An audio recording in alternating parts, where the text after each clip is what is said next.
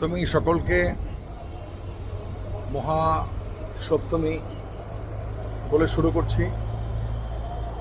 আমি হাইওয়েতে কলকাতা থেকে দূরে চলে যাচ্ছি।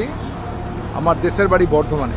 প্রত্যেক বছর আমি বর্ধমানে চলে যাই ষষ্ঠী আর সপ্তমীতে, আবার একটু ফিরে আসি বিভিন্ন কাজে। প্রথম দিকে অনেক বছর আগে আমি পুজোতে পুরোই থাকতাম, তারপর এখনও কমিটমেন্ট বদলে গেছে অনেক কিছু, তার জন্যে দুদিন যাই পুজোতে বর্ধমানে থাকি, তারপরে আবার চলে আসি। কারণ হচ্ছে আরও কিছু জায়গায় আমাকে যেতে হবে। ফিরে এসে আমি আবার অন্য কোথাও চলে যাব। প্রচুর কাজ করা হয়েছে এই অ্যাট এ স্ট্রেচ, প্রায় 21 ডেজ আমি কাজ করেছি। রোববারও পাটনা গেছি, ভোপাল গেছি, বাংলাদেশ গেছি। তো এই প্রথম কয়েকদিন একটু রেস্ট হবে।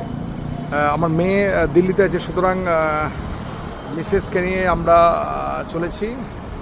আমরা দুজনে চলেছি বর্ধমানের পথে। এখন শক্তিগড়ে আছি। আশা করছি আর 1 ঘন্টা 10-15 মিনিট আমি দেশের বাড়ি পৌঁছে যাব। প্রত্যেককে শুভেচ্ছা, প্রত্যেককে ভালোবাসা, প্রত্যেকে পুজোতে ভালো কাটান, এই শুভ কামনা। এই রাস্তা এখনও পর্যন্ত কোনো অসুবিধা হচ্ছে না। আশা করছি রাস্তা খুবই স্মুথ আছে এবং জ্যাম ফ্রি রাস্তা। আশা করছি কুইক আমরা পৌঁছে যাব।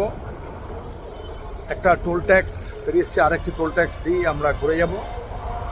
তো আশা করছি 1 ঘন্টার মধ্যে পৌঁছে যাব। ভালো লাগবে। 2 দিন একটু রেস্ট করবে। দাদা বৌদি অলরেডি চলে গেছে, কিছু কাজকর্ম থাকে সেগুলো মেনটেন হয়ে গেছে। এখন আমরা চলে যাব। তো আশা করছি 2 দিন আমাদের খুবই ভালো কাটবে। তারপর ফিরে এসে আবার অন্য জায়গায় যাব। সেখানে আপনি আমার চ্যানেলে থাকুন। আবার কোথায় যাব সেটা নিয়ে আবার বলবো এবং ভালো লাগবে। বেশ কিছু পিকচার আশা করছি একটু দিতে থাকবো। আর বর্ধমানে গিয়েও ওই জায়গার আমি একটা চেষ্টা করব একটা ছোট ভিডিও বানাতে। প্রত্যেকে ভালো থাকুন।